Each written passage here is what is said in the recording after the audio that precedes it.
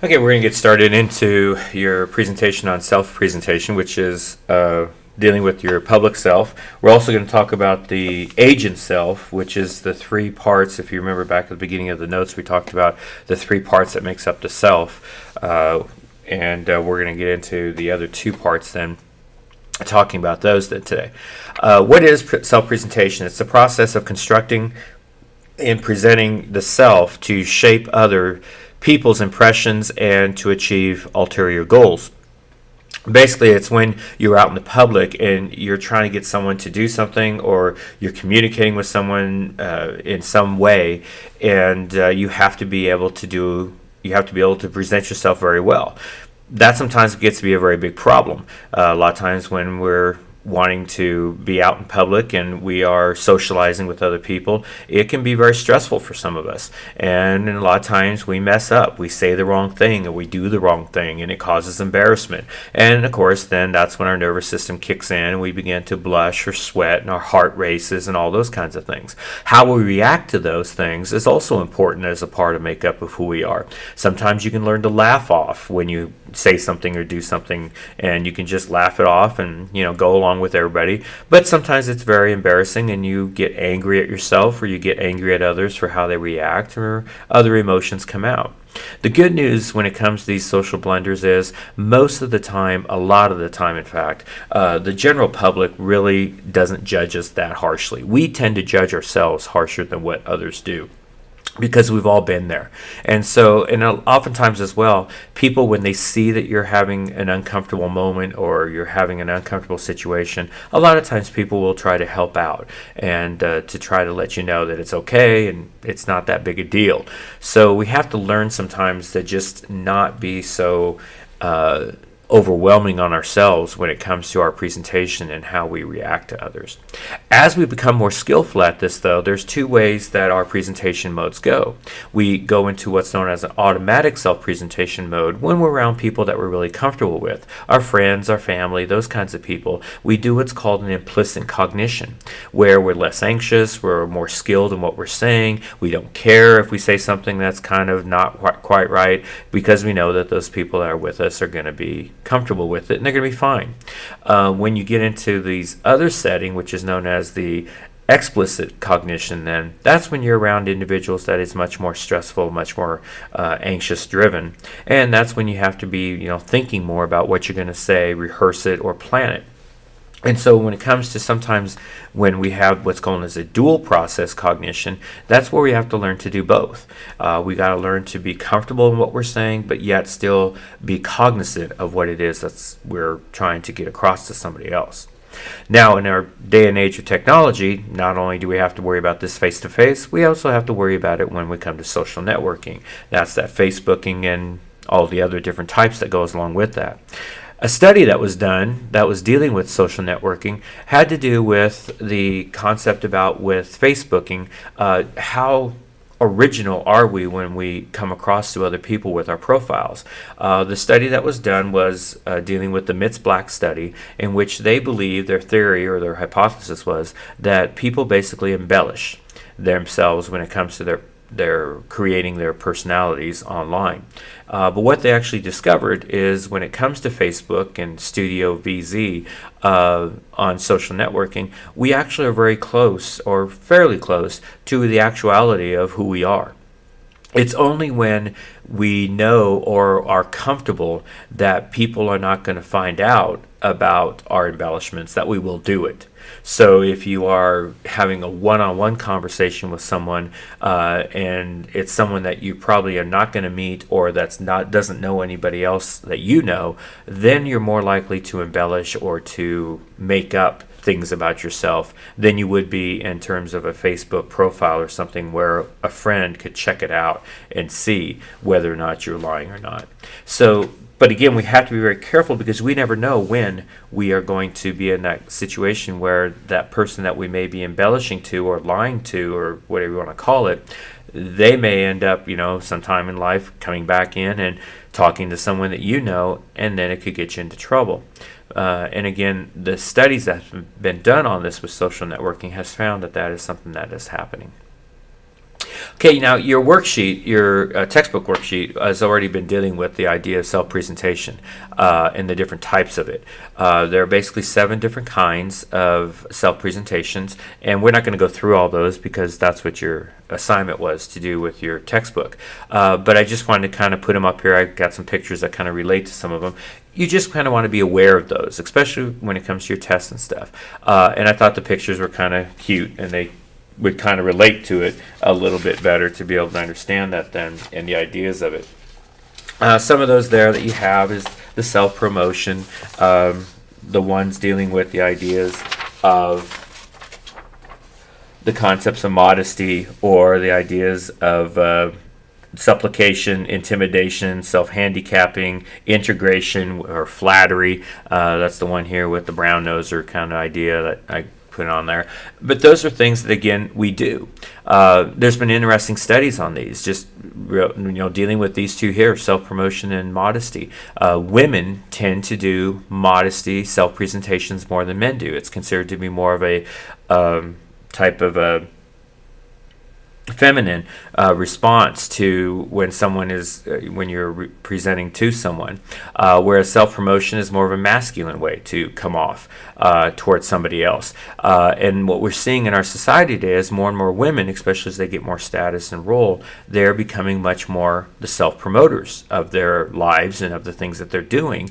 And it's kind of, men are having a hard time with this, and a good example of that was like with, Hillary Clinton, when she was running for president, when she would try to self-promote herself, a lot of times people would say, well, she's just a bitch, and how she comes off. Whereas when Donald Trump would do it, people would sit there and say, well, that's not bragging, that's just how he is. We tend to, again, be very sexist sometimes when it comes to these different types of presentations that we are or that we give off to other people. So it's not quite equal all the way around in how these presentations are given, but that's, again, just gets into the concept of who we are.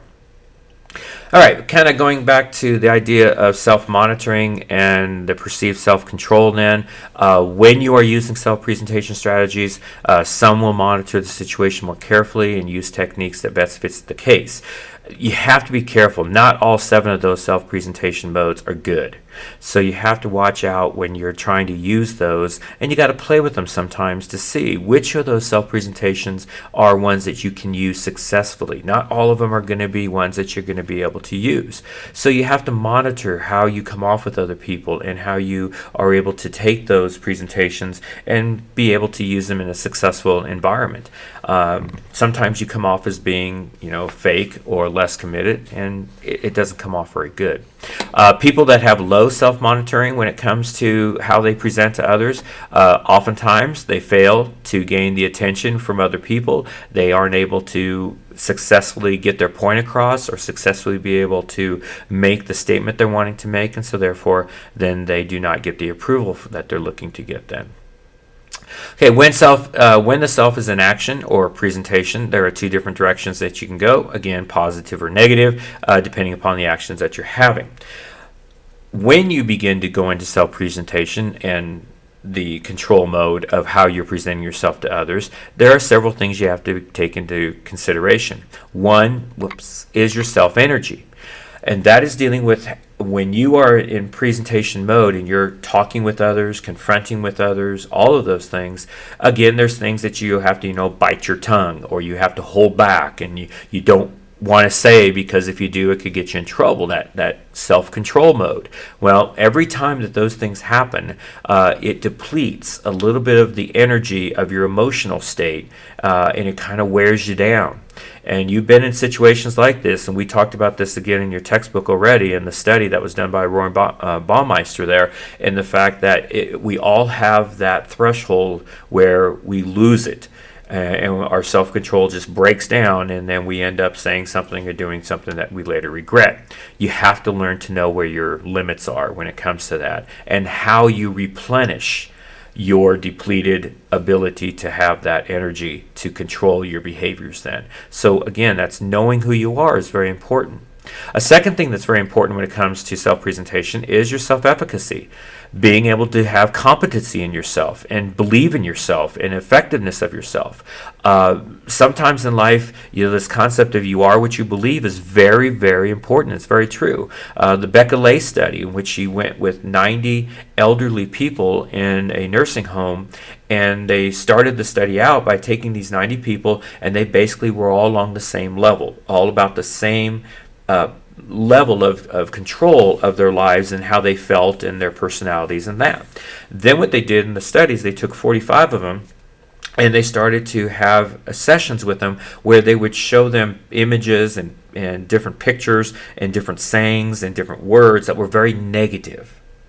And they would do this very quickly, and then they would have them do different activities after seeing these pictures over periods of time. And what they found is just those pictures and those words that were very negative actually played upon their personality, and it caused them to start to become negative. And they started to have more pessimistic attitudes towards themselves and towards their belief of themselves. Then they did it with the 45 patients and they gave them positive words, positive images, positive sayings, and again they had them do the same activities, and they had a whole different result of a much more positive, much more competent, much more effective people. So definitely how you play in your life and the things that play upon you has a huge impact on how you're going to see your competency and your effectiveness then. Okay, another one is dealing with your locus of control. Where do you put your locus when it comes to your responsibilities of things that happens to you in your life? Are you an external person or an internal? Okay, now what that means is not where you're distributing it at, it's where you see your responsibility at. If you're an external locus person, you believe your success and failure is due to luck or chance or other people. You tend to be negative and you give up easily on something. You don't initiate contact or attempt to repair damaged relations with someone. You just kind of say, screw you, I'm not talking to you again, and you ignore them. Okay? Any of those things that you do is very, very negative, and it can lead to much more negative impacts on your life. If you're an internal locus person, then you put the responsibility upon yourself. You see that it's your success, it's your failure. You take on those responsibilities. You're more health conscious about yourself. You're less prone to stress. You take on high achievement and you perform well with it. You take on the responsibilities of that. It's easy for us to say that we're internal locus people, but really if you sit down and look at the examples of your life and what goes on in your behaviors in your life, you probably can find that you have some examples of that external locus. We all do, because we can't always be over here on the internal locus side. That again, that's that energy depletion that comes in. The more responsibility you take, the more depletion in your energy level of your control you get. So sometimes you have to come back over here and dump off some of your responsibility and kind of ward it off a little bit in order for you to be able to have that balance. And that's not a bad thing sometimes. The fourth one then is self-determination.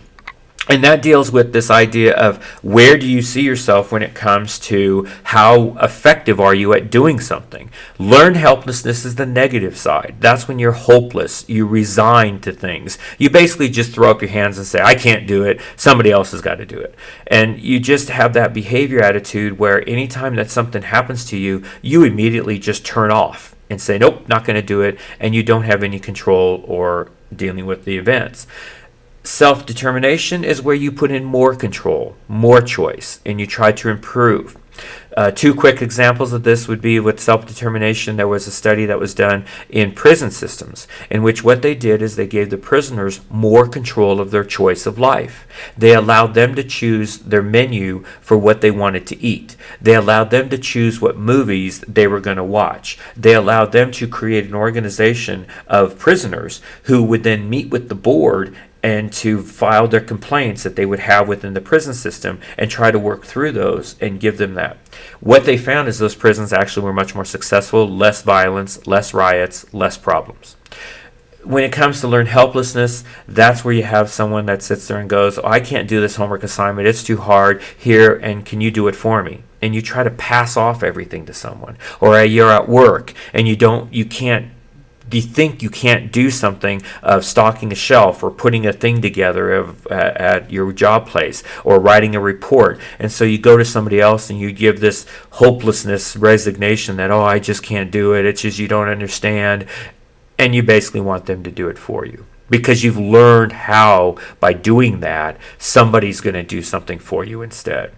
That, again, is a horrible way to try to set up your life. And you're not going to have any control of your life or ability to be able to have a very successful life then. Okay, that kind of ends this presentation then. We're going to get back into class and talk about self-serving bias then and go through the notes on that and finish up this unit then. So with that, I'm going to go ahead and get out of this and we're going to be done.